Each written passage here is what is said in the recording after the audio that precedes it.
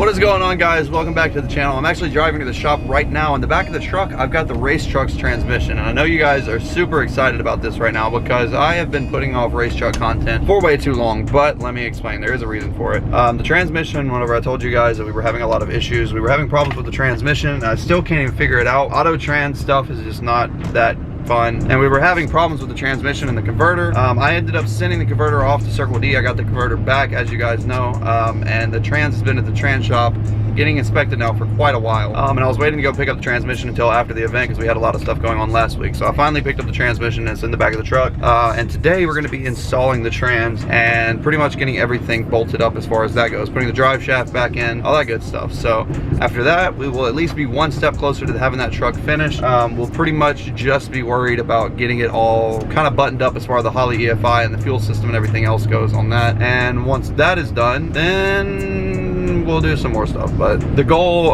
for the next few weeks at least is just to be able to get the truck running, which is going to be a little bit more difficult than I was anticipating, just because of the Holley EFI swap is a little bit more complicating than I was expecting, honestly.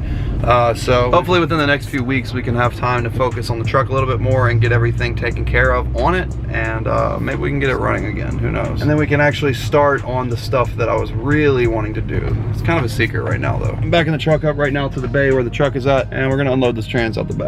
To give you guys a gauge of how long it's been since we've had this trans in our possession, I dropped this transmission off in the back of the Volvo. You guys remember that? And just now I'm getting it back. So as I was just saying, in this box right here, we've got our converter back from Circle D. I think if I remember correctly, they loosened it up a little bit. But what was happening is the converter was getting stuck locked. I'm not sure if it was a converter issue or if it was a trans fluid flow issue. I'm not exactly positive. Pretty much what we're gonna do is we're gonna try to just put it all back together and say, oh nice, oh nice. I put a Hell Horse Performance sticker on the bottom of the engine. Why is there just Hell Horse Performance stickers everywhere? Doug! I figured Jeff sent me 500 for a reason. The goal today is just to get the transmission put in the truck. We obviously can't start it up. We haven't gotten it tuned. We haven't gotten any of that stuff done. That is our trans harness down there, I believe. So we're going to have to extend the harness back out with another harness that's in the box over there, and then hook it up to the entire trans and all the sensors and everything. But again, we'll worry about that in a future video. The goal of today is just to get one step closer to getting it finished, getting the trans put back up, getting the cross member put back up, the drive shaft put back up, and then we're going to have to worry about looking at the exhaust and how to get it welded up to our new Texas Speed headers. Because as you guys know, we did get these new Texas Speed headers, really nice, but we do need to worry about getting a Y pipe back out here to this X pipe and getting the full exhaust completed as well. But again, all stuff for the future. I hate automatics. Can we just coyote swap this thing? Yeah. This truck has been more of a pain to me than anything else that I've ever owned in my life. But she's a Chevy. Lord knows that if there is anything else under this world that's going to happen, it's a Chevy and transmission issues. Somehow I'm an idiot and I forgot that we need to get some trans fluid because we've got to fill the converter before stabbing it into the trans. So I haven't driven this thing in a while anyways, so we need to get it ready for what we're going to be doing over the next few days. We're going to be making a lot of videos with this car, so I need to make sure that it's reliable and able to be beat on properly.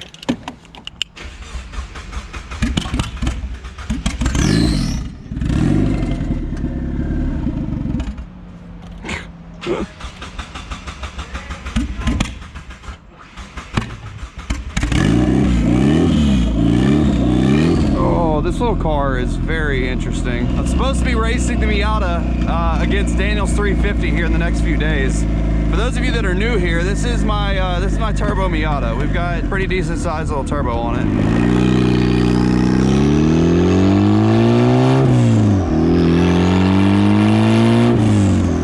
Straight up just hood dump.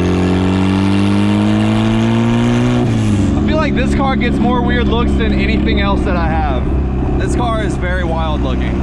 It looks like Barney going down the road with no top, harnesses, and a big turbo hood dump. It's really interesting.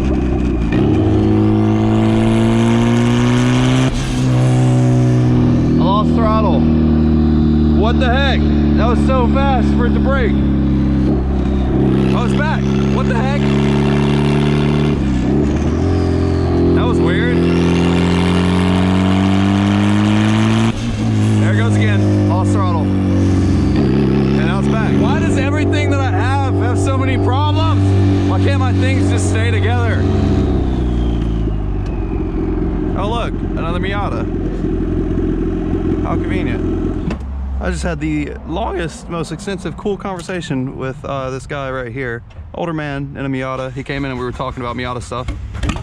Super cool dude. Oh my gosh, I hate this car sometimes.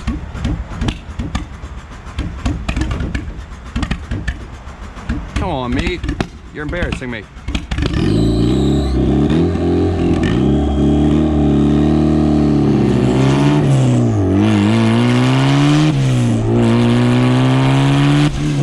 There it goes, it cut again. Every time that I start getting into boost, the throttle just cuts and then it comes back. I'm thinking it's some kind of safety or something. I don't know what is going on. It has never done this before until just now. That's so weird. It's at 4 pounds of boost when it cuts.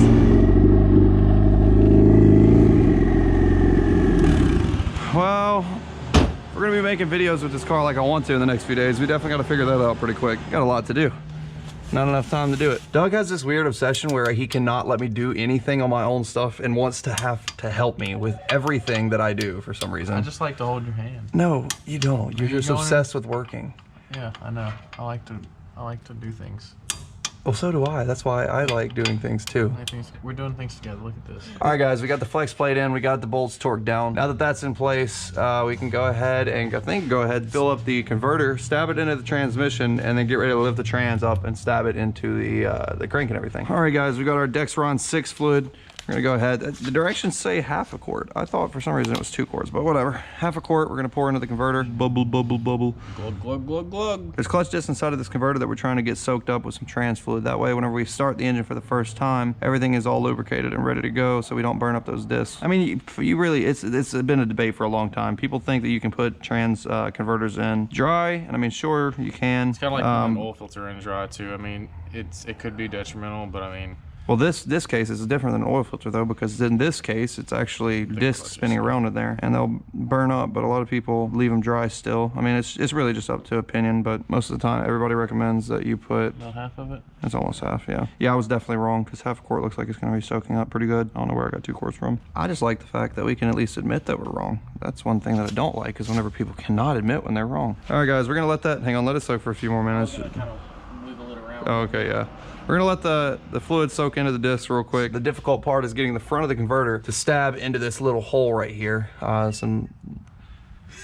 What are you doing? Making sure it's lubricated. Anyways, so you've got to stab it into here, and you've also got to stab these dowels on both sides as well. Once we get that all stabbed, though, we'll be able to basically put in the bolts. Get the converter bolted to the flex plate and attached there. Once the trans is actually bolted up to the block, then we'll work on getting the drive shaft and everything put in. And after that, we're pretty much done with what we're doing with this thing today. Pretty excited about it. Once we get it started up, we'll be able to look at built engines possibly in the future. But for now, I think we're gonna, shh, don't tell them, don't tell them, don't tell them.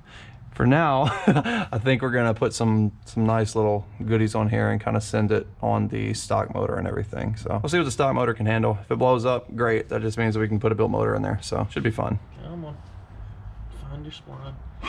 There it goes. There's 3 total pumps on a 4L80. Look, you gotta wiggle it up and down while you do it. There you go. Pump number 2. I'll find the 3rd one. There it is. I'll try to make sure it's all bottomed out. Ooh, ow. Okay, let me set this down. Let me and Doug do this. Ow. Look at Doug's face, son. That's when you know that thing's heavy. I mean, it's because I'm leaned over. Like, yeah, I know, it's heavy. That's what I was just now doing, and then I smacked my head with it. We need Rob here for this. Rob's powerlifting. Don't drop it. Don't let it tilt forward now. Oh, yeah, don't drop the converter out the front. Yeah, exactly. You want to show our welds? The trans jack before was, these bolts in here were starting to strip out. I got a brilliant idea of just, let's sand down the paint and weld it. So a lot of the trans jack right here, and now it's actually holding and not tilting everywhere. So we got a little bit more sturdy of a trans jack. You know, I've had this truck for 1.5 years, and in 1.5 years, I have not had any fun times with it. This truck has not been very good to me, and somehow everybody on the channel loves this thing. Sounds like a Chevy. Sounds like a Chevy, yeah, pretty much. The day I went to go buy this truck too, Adam was like, do not buy this truck. And I was like, but it's so pretty. It's big cam.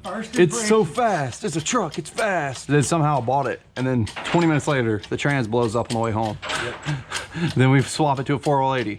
Then we know we're having all the trans issues. The truck down from here. There it is.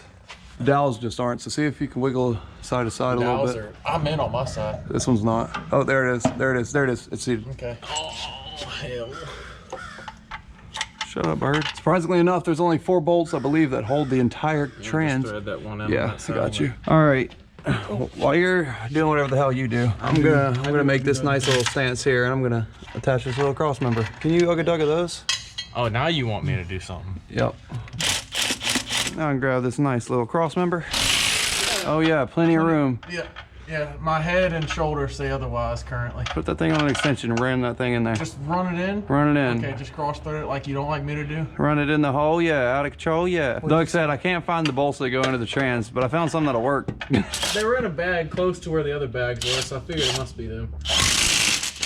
Technically, it tightened up. Technically, the dowels are what holds the transmission from rotating. The bolts are just there to hold it up to the dowels. There's still like 1 or 2 more somewhere around here. Hey, watch your face. You're about to put your face in that oil in the oil pan. But you won't lick it. How much you gonna bet me? I don't know. You said bet. I don't know. Lunch. That's it? All I get is lunch. I earned lunch already today. What? Yeah. Damn, that's not part of the job description. I just do that for being nice. I buy your lunch sometimes too. Aw. Yeah, dude. I bought you dinner whenever we went to Chili's that night. Yep. And you left. Oh, you my bad. I Yeah, forgot. you I forgot to pay you back. left. Okay, actually, because of that, I'll buy you lunch anyway. So. Yeah. So what do I get on top of this? Oh damn. I don't know, dude. You said bet. You evidently have. I'm not something. betting you to lick oil. I'm literally not gonna bet you to poison yourself. That's just really Oh, stupid. No, you just don't want to put anything out there, bro. Don't be scared now. know. It's a drop, dude. I promise. I've had much worse things. I'll bet you the loan for your transmission that already came in. How about that? No.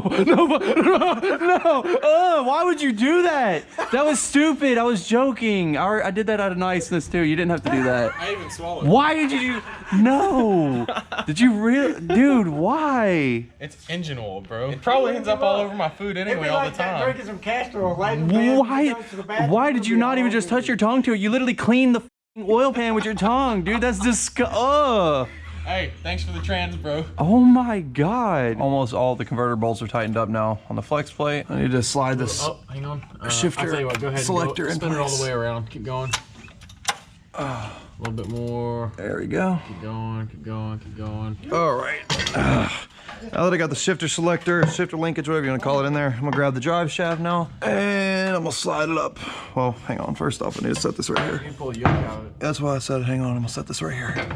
I've done this a time or two. You already know it's a Chevy. We done pulled this trans out at least 3 times. I'm gonna pull this temporary yoke out of here. Just a little bit, right? All right, now let's slide our drive shaft. Bring it back. I got a reverse anyway to hold it for you. Hold on.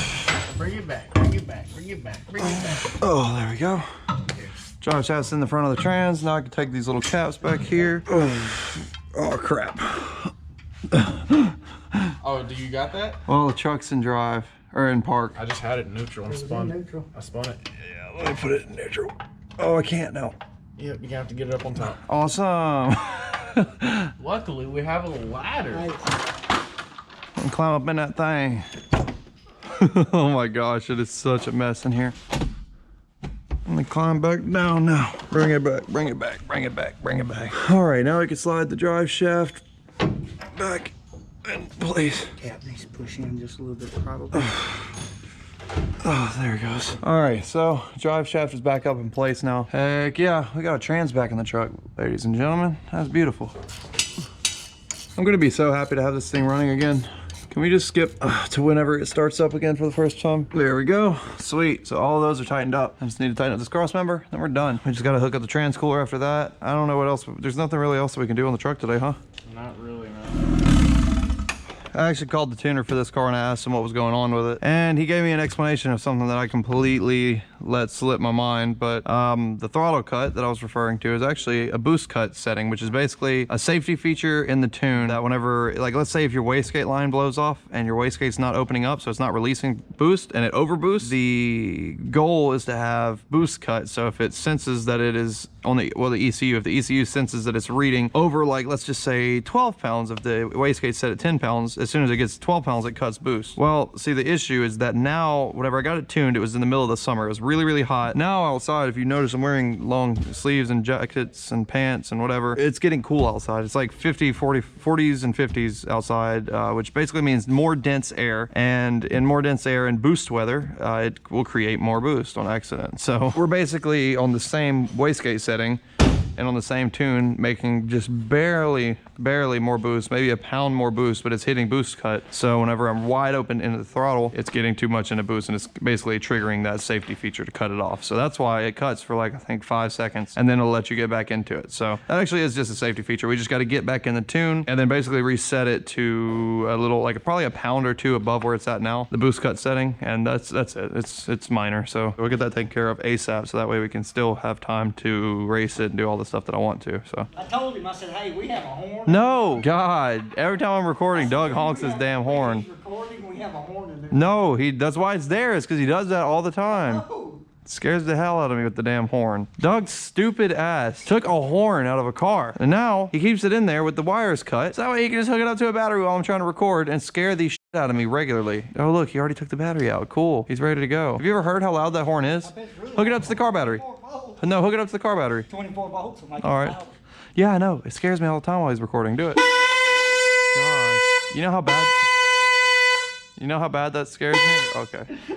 Y'all are easily the most childish people I've ever met in my life. Oh my God. Check it out. So we did get the new torque converter, the rebuilt trans, and the drive shaft and everything put back in the car with the cross member and all that good stuff. So it's all bolted back up in place and ready to go. I am not going to be running these cooler lines anymore because I do have a strange suspicion that the reason why we were having issues with the converter locking up could be because of coolant flow or trans fluid flow. So I'm going to go ahead and upgrade these to probably -6 or -8 AN lines from the trans up to the True Cool 40K cooler. Once that all comes in, then we can basically fill the trans up with fluid, and then I guess we'll have to just work on finishing up the fuel system, finishing up the wiring, and then finding a tuner. So we're getting really close. I expect this to be another few videos, and then we should be able to get it back together. So that's exciting. Oh, brother! Hey, brother. I guess that is going to be a wrap for today's video. Thank you so much for watching, and I'll see you guys next video. Running on, running on, that's right. Tell these bitches please stay in your lane, move along. I take a trip across the pond just to flex. Papa saying, yeah, we got a long flight home. Say she got a man, but that ring is gone. She my greatest fan, play this song, she sing along. Bounce that